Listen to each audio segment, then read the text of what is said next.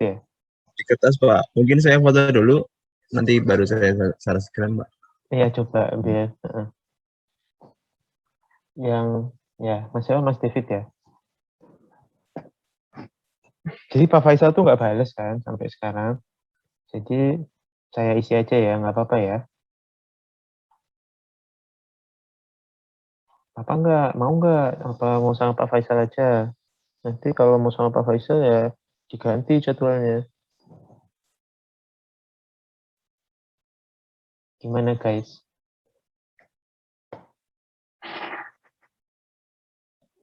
Halo? Tidak masalah, Pak. Tidak masalah, Pak. Tidak masalah, Pak. Udah ya, nanti cepet kok. Soalnya saya juga nggak ada bahannya. Coba nyalain kamera dulu lah kita. Yang bisa nyalain kamera. Nah, kan tuh kelihatan tuh ganteng tuh Mas Julio. Udah mandi belum? Belum, Pak. Ya, bagus sama-sama.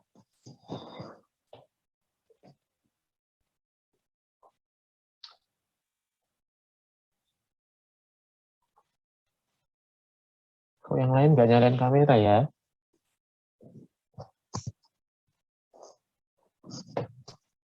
Nah, gitu dong.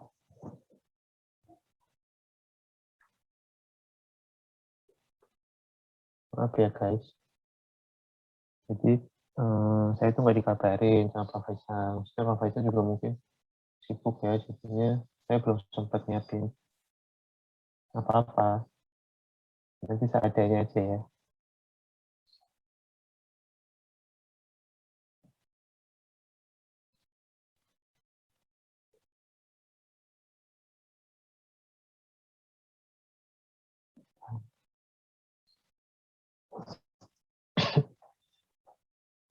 Sehat ya semuanya ya.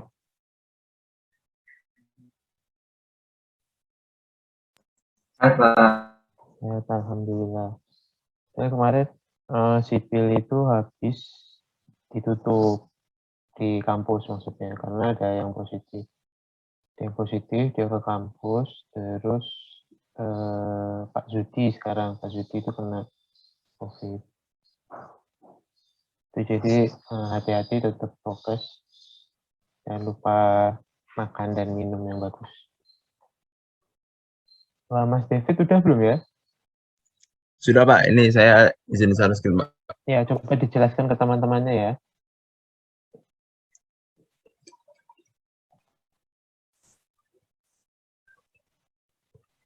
Ya, sebenarnya saya izin menyampaikan hasil pekerjaan saya. Tadi kan di soal itu diketahui lebar dari fondasinya itu 1,2 meter atau di sini B-nya 1,2 meter.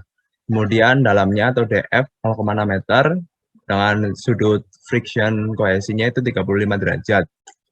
Dan gamma tanahnya 19,7 kN per meter kubik, yang mana tanahnya tadi disebutkan adalah tanah yang homogen. Kemudian dalam perhitungan ini juga pakai safety factor 3.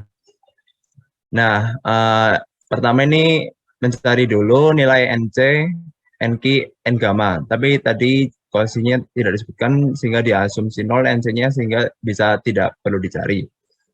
Dengan nilai sudut phi itu sama dengan 35 derajat, terus pakai tabel tadi yang sebelah kiri 6.5 didapatkan nilai NC, NQ, dan N gamma seperti ini. Yaitu NC-nya 113, NQ 33, dan N gamma-nya 37. Kemudian diperhitungkan dengan persamaan Q ultimate sama dengan C kali NC plus gamma kali DF kali NQ plus setengah gamma kali B, B-nya tadi yang lebar fondasinya, kali N gamma. Nah, kemudian disubstitusi dari beberapa nilai yang sebelumnya diketahui, diperoleh Q ultimate-nya 827,4 kilopascal. Nah, karena menggunakan safety factor sama dengan 3, Q ultimate-nya dibagi 3, ini dapat Q allowable-nya sama dengan 275,8 kilopascal. Nah, kemudian untuk yang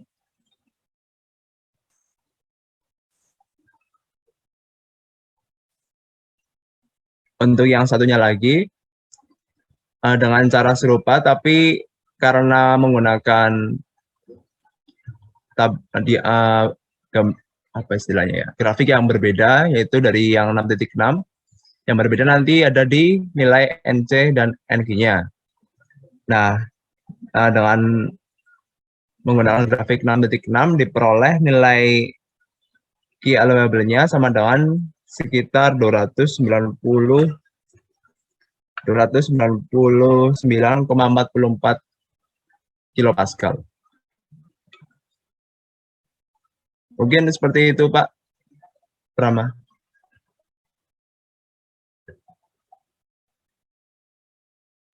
Ya Mas, terima kasih ya Mas. Jadi itu udah sangat benar apanya namanya dari baca grafik terus pakai rumusnya juga. Jadi kayak yang tadi yang tanya siapa ya? Kalau kohesinya 0 itu berarti ya dianggap 0. Maksudnya jadi dianggap 0 gitu. Jadi nggak ada. Tuh, terus sudah benar. Jadi kita bisa lihat ya dengan menggunakan grafik yang berbeda hasilnya agak sedikit berbeda. Nah, nanti itu yang harus diperhatikan. Maksudnya apakah menggunakan grafik yang mana gitu. Walaupun nggak jauh ya sebenarnya. Cuma kan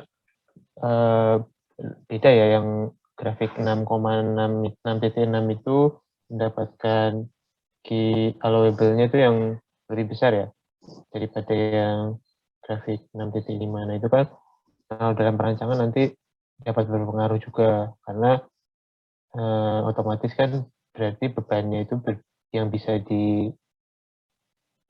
apa namanya diterima oleh fondasinya itu kan berbeda.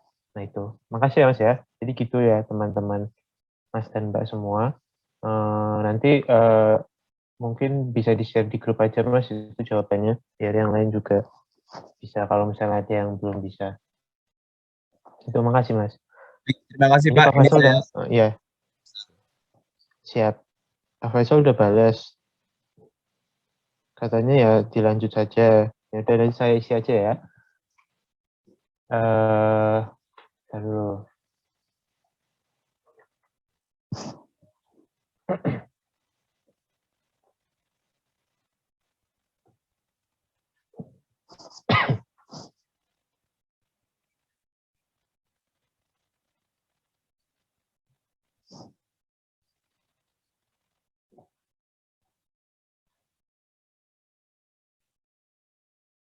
ya, sekarang minggu ketiga ya. Jadi hari ini kita akan membahas ini ya, persyaratan dan pemakaian fondasi langsung, hal-hal yang diperlukan dalam perencanaan, macam fondasi langsung pada bangunan, dasar perencanaan fondasi langsung dan analisis beban. Ini saya pinjam slide-nya Pak Rifai.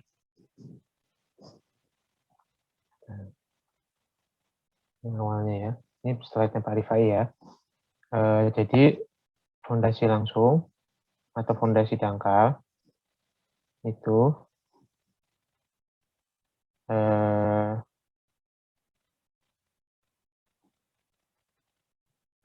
pertama itu tanah dasar fondasi, tanahnya itu harus mampu mendukung beban yang bekerja. Terus ada beberapa syaratnya ya.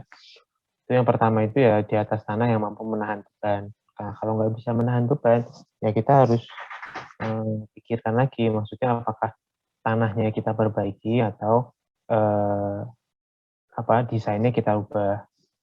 Nah, terus yang kedua lebih dalam dari kedalaman tanah permukaan. Nah, menentukan kedalamannya itu nanti ada aturannya ya, nanti kita bahas di pertemuan selanjutnya untuk seberapa dalam kita membutuhkan fondasi itu. Nah, terus yang ketiga itu pada tanah yang tidak mengalami pengaruh musim. Jadi kayak misalnya muka air tanahnya fluktuasinya sangat tinggi, itu kan juga berbahaya ya, atau dia jenis tanahnya kayak seperti di gambut, misalnya tanah gambut itu kan juga berbeda nanti penanganannya. Nah, terus kalau untuk yang terakhir itu untuk keadaan khusus, jadi ada di fondasi di sungai, itu harus bebas dari pengaruh pengerusan aliran sungai. Kalau tanah yang membeku itu juga harus kita perhatikan. Tapi bila kita membangun fondasi di negara 4 musim. Nah, ini ya tadi ya.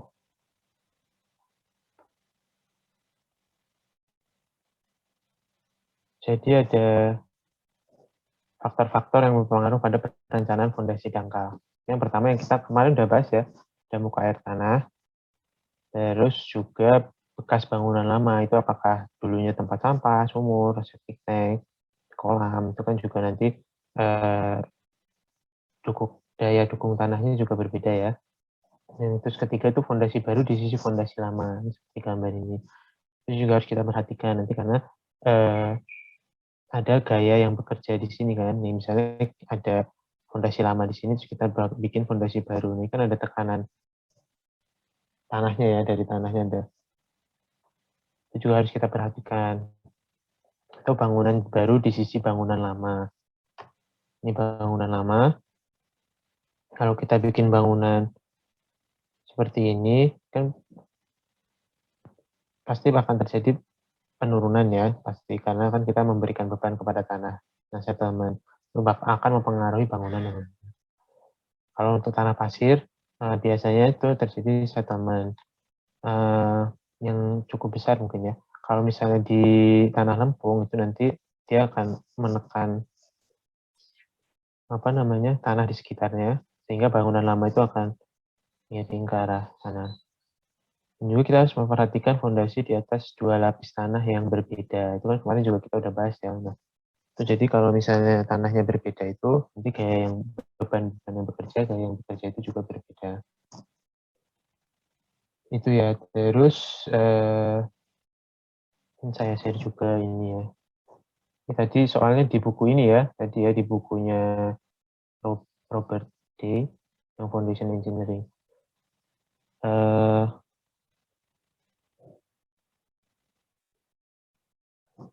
Terus ini perhatikan menyambung yang tadi ya, jadi beban gaya yang bekerja, kombinasi bebannya itu harus kita perhatikan. Terus juga lingkungan seperti erosi, terus ekskavasi tanah, efek dari kimia, erosi dari kimia, terus weathering, freezing, terus variasi di ground water level, di muka air tanahnya, itu juga kita harus perhatikan. Terus apakah ada gas dari dalam tanah, itu juga. Jadi sebenarnya banyak faktor ya yang harus kita perhatikan. Gempa, terus juga toleransi dari strukturnya untuk deformasi. Jadi fondasi kita itu harus juga memperhatikan bagaimana, ini kan fondasi itu pasti kalau kita bangun ya, nanti kan dia bakal pasti ada zaman. Nah itu kan kita harus menghitung seberapa besar penurunan yang diizinkan. Nah itu juga berlaku untuk gedung. Jadi gedungnya itu nanti berapa toleransinya itu kita juga harus memperhatikan itu. Sama ini yang tadi ya, efek dari struktur baru, bangunan baru terhadap struktur yang telah ada. Itu. Jadi ini ya beberapa hal yang harus kita perhatikan dalam perencanaan. Terus ini tipe-tipe fondasi ya. Ini fondasi strip foundation. Terus nih A ini mass concrete for steel column. Terus ini B juga ada reinforced concrete with sloping upper face. Ini plain reinforced concrete yang C ini yang ini. Nah, ini ada kakinya ini tuh ada banyak ya macamnya ya. Nah, nanti juga bagaimana kita mendesain itu perhitungannya juga akan berbeda. Jadi ini jenis strip footing ya.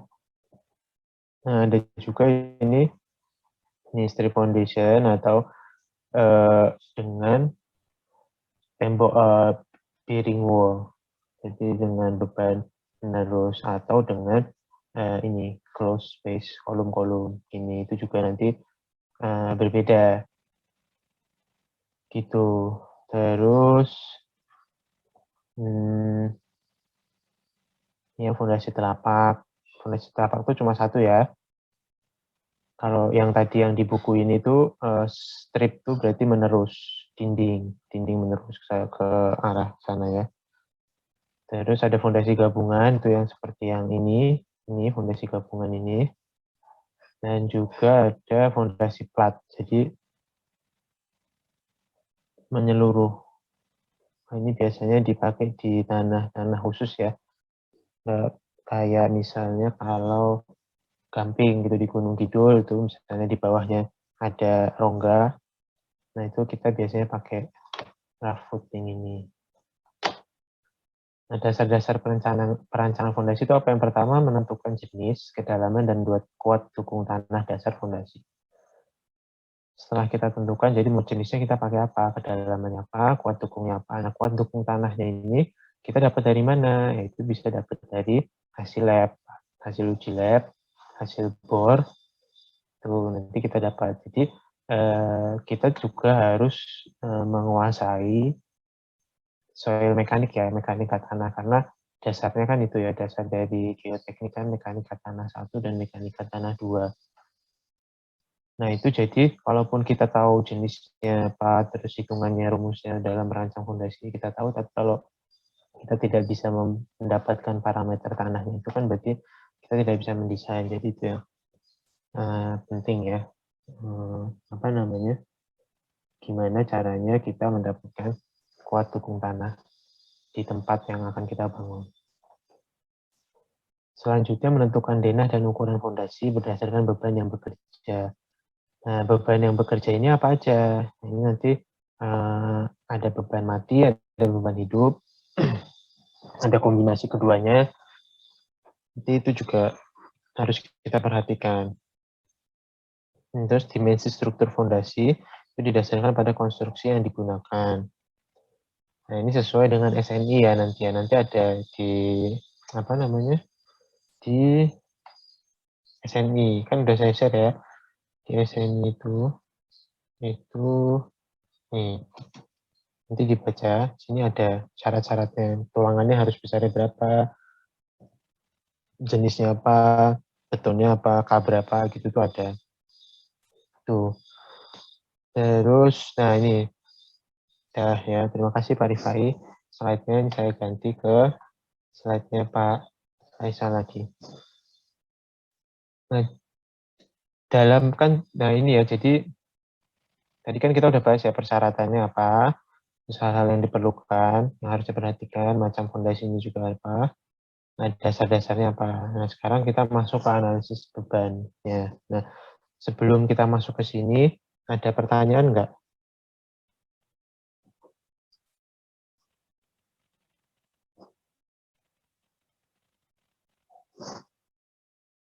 Ada nggak? Sejauh ini belum, Pak. Belum ya? Ya. Lanjut ya. Jadi sekarang beban. Kita analisis bebannya dulu. Jadi jenisnya tuh ada apa aja? Pertama, itu jenisnya itu ada beban terbagi merata. Sebelum ini ya, sebelum kita ngomongin jenis-jenis ini, jadi yang tadi saya sampaikan itu ada yang namanya beban mati, ada juga beban hidup. Nah, itu misalnya kita mendesain gedung. Nah, kalau misalnya mendesain gedung itu kan ada beban mati, gedung itu sendiri, dan beban hidup. Beban hidupnya nanti orang atau benda yang akan menggunakan gedung tersebut. Itu biasanya lebih kecil, cuma itu juga harus tetap kita perhatikan. Nah, selanjutnya dari beban-beban yang ada itu kita bisa mengklasifikasikan. Jadi ada beberapa jenis. Yang pertama itu beban terbagi merata, itu dan juga beban gaya vertikal, beban terpusat, beban titik. Nah, jadi ada beban terbagi merata, ada gaya vertikal, itu bisa sentris dan eksentris. Terus juga ada gaya horizontal, ada momen, dan ada kombinasi. Nah, anggapan dasarnya apa? Anggapan dasarnya itu pelat fondasi itu dianggap kaku sempurna. Terus besarnya tekanan pada setiap titik itu berbanding langsung dengan penurunan. Dan tanah itu tidak dapat menahan tarik ya. Jadi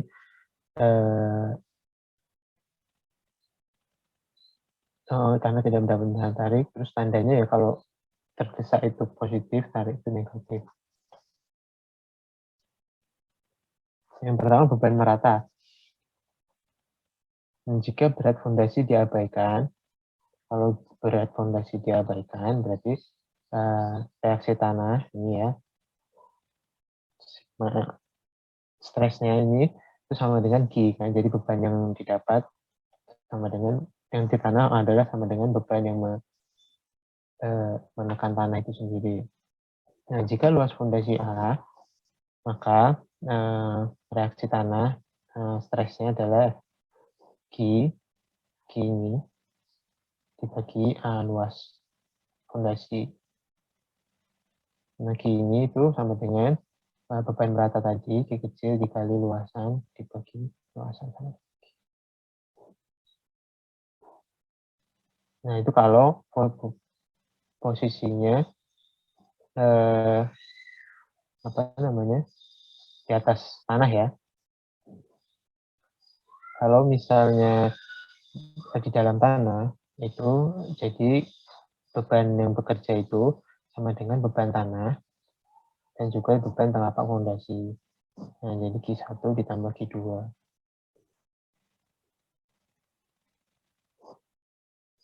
Yang kedua beban gaya vertikal sentris. Ini ya. Jika berat sendiri fondasi diabaikan, luas dasar fondasinya itu B dikali L.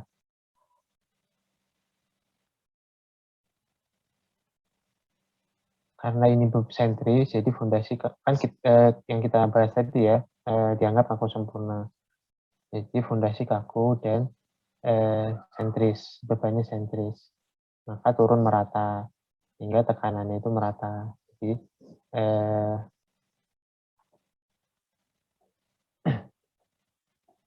gayanya vertikalnya itu 0, sehingga kita dapatkan bebannya itu sama dengan G dibagi A. G-nya. Nah, kalau misalnya jika berat fondasi dan tanah di atasnya diperhitungkan, maka ini beban fondasi G bagi A ditambah berat tanah dan berat gaya tanah dan gaya fondasi.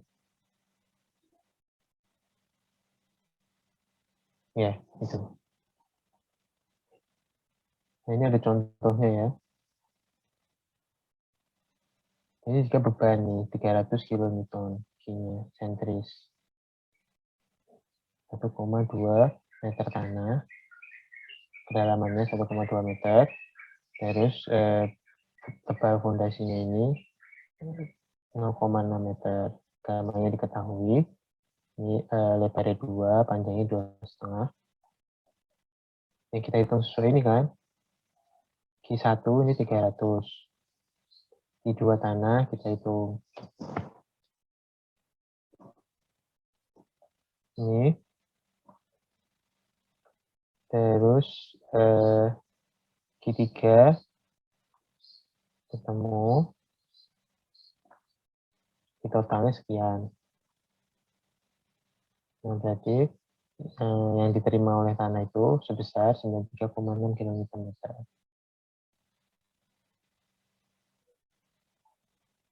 Atau bisa menggunakan ini analisis 1 ya, analisis 2 ini. Q sentrisnya 300 kN. Terus Q1 tanahnya itu 1,2 ini ya, gamma kali H. Ketemu. Masukin rumus yang ini tadi. Ini 300 dibagi A ditambah 1 tambah gitu. Ya, itu sama aja Mas dan Mbak.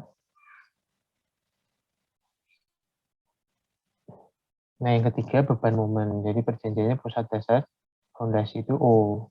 Nah, momen Ini udah ada pertanyaan yang ini ya? Ada nggak? Izin bertanya, Pak. Ya. Itu berarti untuk apa beban yang dihasilkan oleh tanah itu beton yang diarsir itu juga Pak, dianggap mendapat tekanan dari tanah juga, Pak, walaupun itu sebenarnya diisi oleh beton. Yang ini maksudnya? Jadi, itu kan isinya beton, bukan tanah, Pak. Iya, beban beton kan ini, Mas? Tapi itu pas penghitungan volumenya hanya luas penampang dikali kedalamannya saja, Pak. Berarti termasuk tanah Iya, di berarti dianggap tanah begitu ya, Pak? iya. Sepertinya begitu, Mas. Kalau lihat dari ini ya. Oke, baik, Pak. Terima kasih. Hmm.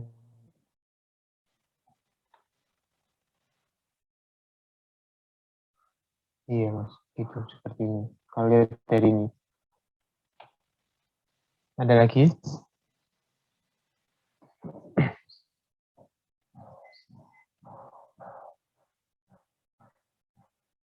Ada nggak? Nggak ada ya. Selanjutnya analisa beban momen. Nah, jadi kita harus menentukan dulu ya, menyamakan persepsi bahwa pusat dasar fondasi itu titik O. Nah, momen berputar terhadap pusat dasar fondasi titik O itu. Nah, ini ya. Ini, momen berpusat pada titik O. Nah, terus arah pandangan, kalau kita lihat gambar itu dari bawah sini, dari depan, dari bawah ini, dan dari samping kanan. Lebar fondasi searah X itu B,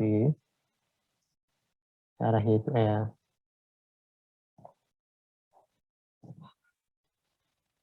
Momen searah jalurnya positif, berlawanan arah negatif. Momen berputar mengelilingi sumbu Y kita sebut MY, momen berputar mengelilingi sumbu X kita sebut MX. Nah, ini reaksi elemen struktur kita sebut dengan MR. MR itu sama dengan ya R dikali L. Nah, R ini seperempat B kali L kali sigmanya. Ini ya. Kalau ini positif, kalau ini negatif.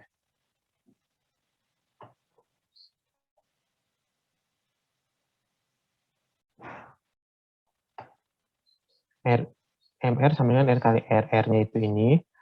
Nah, L-nya itu ini ya, 2 kali 2 per 3 kali setengah B sama dengan 2 per 3 B. Nah, ini lebih jelasnya itu ada di slide-nya Pak Rifai, kalau nggak salah.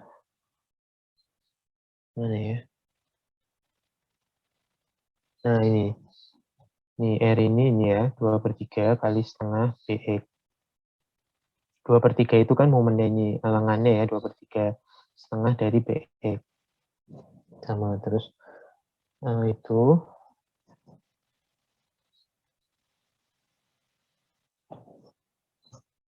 terus L-nya tadi 2 per 3 B. Ya, ini 2 per 3 B. Jadi MR sama dengan R kali L sama dengan 1/6 B kuadrat dikali L kali sigmanya. Nah, M beban sama dengan M reaksi. Nah, sama dengan plus minus MY per 1/6 B kuadrat kali L. Sama dengan 6 MY B kuadrat kali ini ya. Nah, kalau misalnya kombinasi beban vertikal dan momen seperti apa? Nah, ini seperti ini.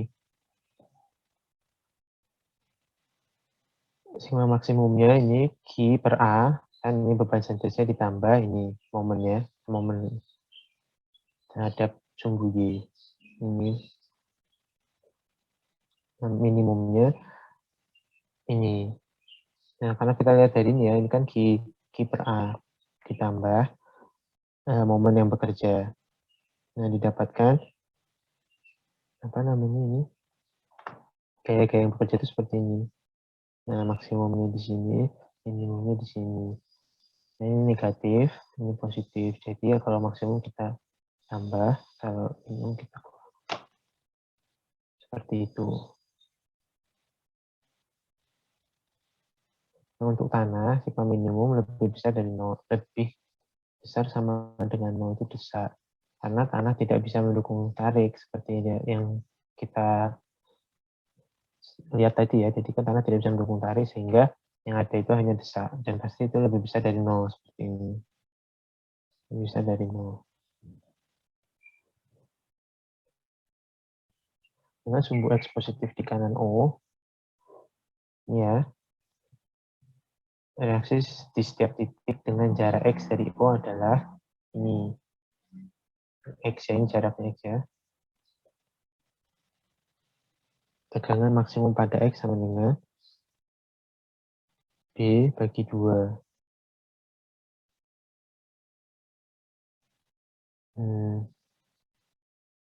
Aduh, maksudnya gimana?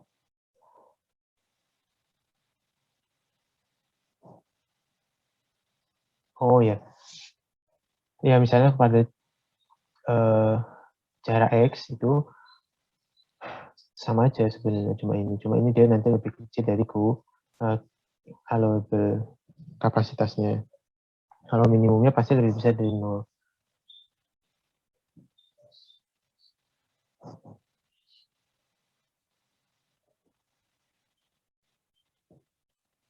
Nah, ini ada kombinasi beban merata, beban sentris, momen X, dan momen Y. Tegangan di titik XY, ini tegangan sentrisnya. Terus ini momen di X, dan momen di Y, dan momen di X. Pada titik X dan Y, tambah beban merata. Ini seperti ini. Tegangan maksimum pada X sama dengan B per 2. Kalau misalnya X itu B per 2, jadi di tengah ya. Nah, ini jadinya seperti ini.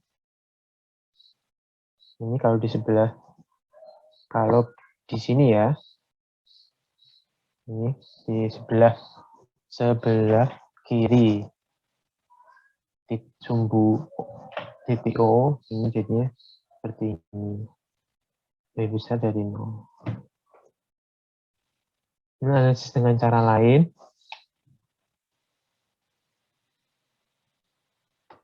Ini kalau untuk eksentris ya, ini kan eksentris ya. Yang kita tadi bahas kan ini eksentris.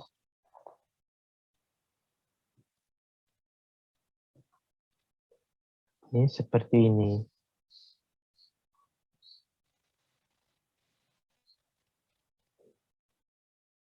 Q dibagi A ditambah momen 1/6 B kuadrat L.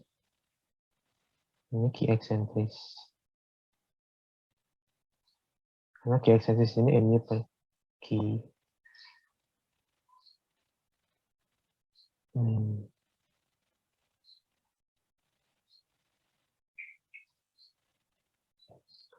Jika negatif, ini turunannya dari ini ya, jika ini negatif, jadi X sama dengan 1/6 B.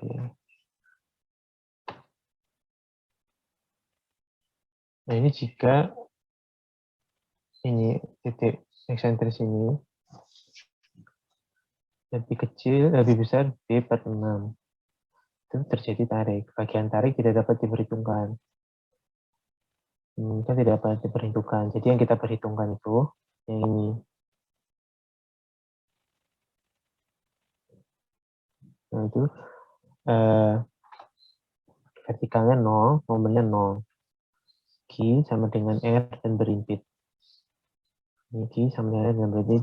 Jika kondisinya terjadi tarik ya. Nah berarti daerah yang bekerja itu A2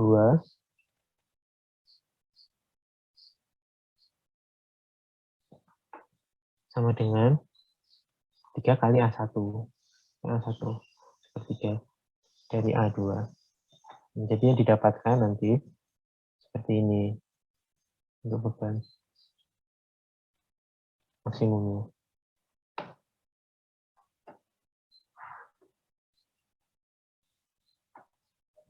Nah, jadi kondisi umumnya, rumus umumnya itu seperti ini.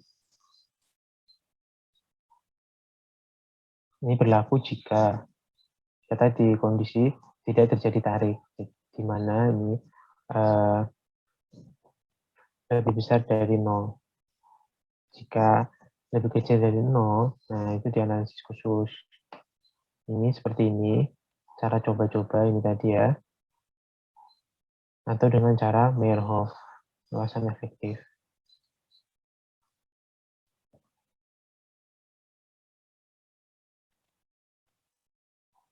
Seperti itu. Ini catatannya, daerah yang dibatasi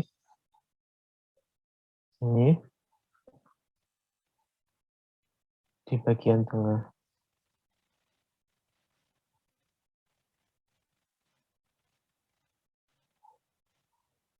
Oh, jika ini ya, kan kayak yang ini tadi, bebannya di sini, ini itu berarti mengalami tarik.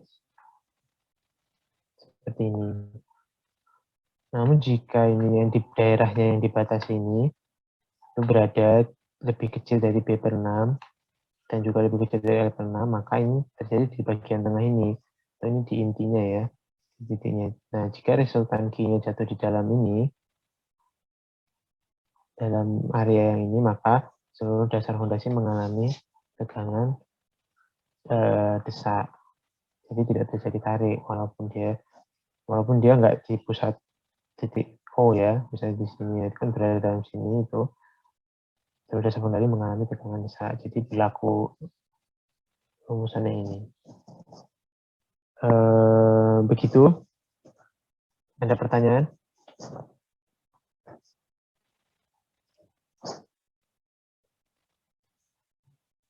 Permisi Pak, izin bertanya Pak. Ya. Tadi itu ada Q kecil Pak di persamaan terakhir di kondisi umum. Itu Ya. tanah. Jadi ini kan kondisi umum aja ya. Di kondisi umum itu maksudnya ya yang berlaku secara umum itu seperti ini. Kalau misalnya beban meratanya tidak ada ya ini dianggap 0 gitu. Seperti itu. Jadi kalau misalnya ada kondisi seperti ini, mana sih tadi? Nah, jadi misalnya kondisinya seperti ini, ada beban merata, beban sentris, dan momen ini kita pakai ini. Ada nilainya kan berarti, jadi kita perhitungkan. Tapi kalau tidak ada ya seperti ini saja. Nah ini. Seperti itu. Gitu ya Mas ya? Ya Pak, baik Pak. Terima kasih Pak. Ya, ada lagi?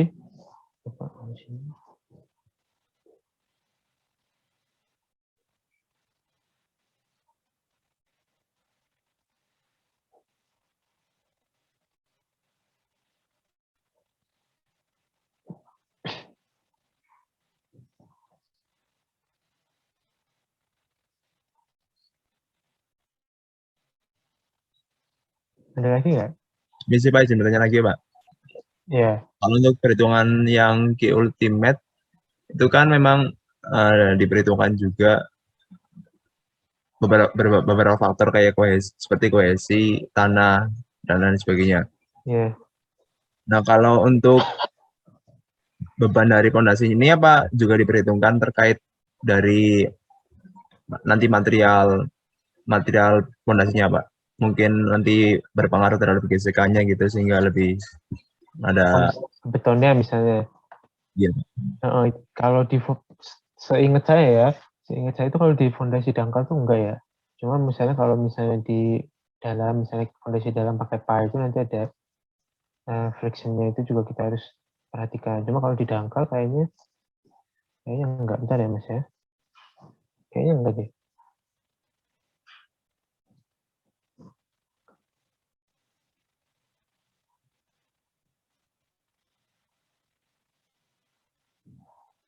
Nah, enggak, biasanya ya seperti ini Mas.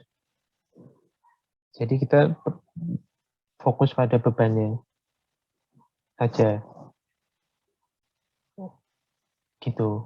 Mungkin kalau misalnya kita memakai software ya, itu mungkin ada nanti. Cuma karena ini simplifikasi dari apa yang ada, Jadi sepertinya tidak perlu diperhitungkan. Gitu, Mas. Pak, terima kasih. Coba ya, kita lihat ini ya. Jadi ini ada kolom didukung 8 setempat. Nih. Nah, kombinasi bebannya kita udah tahu nih, deginya berapa. Sekian, momennya sekian. Data tanahnya udah tahu. Rencanakan DNA ukuran fondasi. Beban-bebannya udah ada ya. Ada semua. Nah, kita tahu Q-nya. Q-nya kan ini 0,8, 0,6 kali gamma.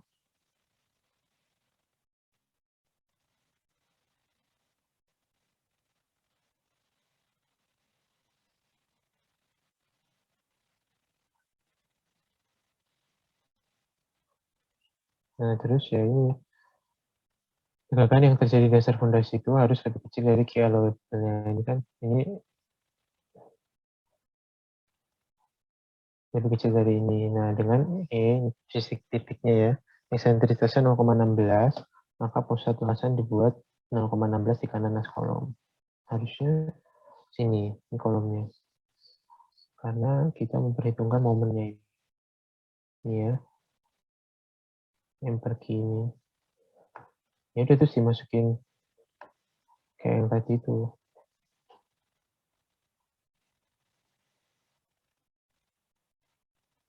Gitu. Ini buat minggu depan sebenarnya. Nanti kita lanjut lagi di minggu depan. Itu ada pertanyaan?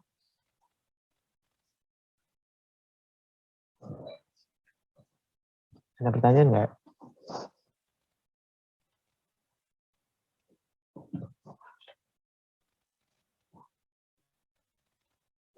Sementara belum ada. Ada ya. Ya sudah kita akhiri saja. Nanti tadi Mas apa ya? Nanti di-share aja di grup itunya. Terus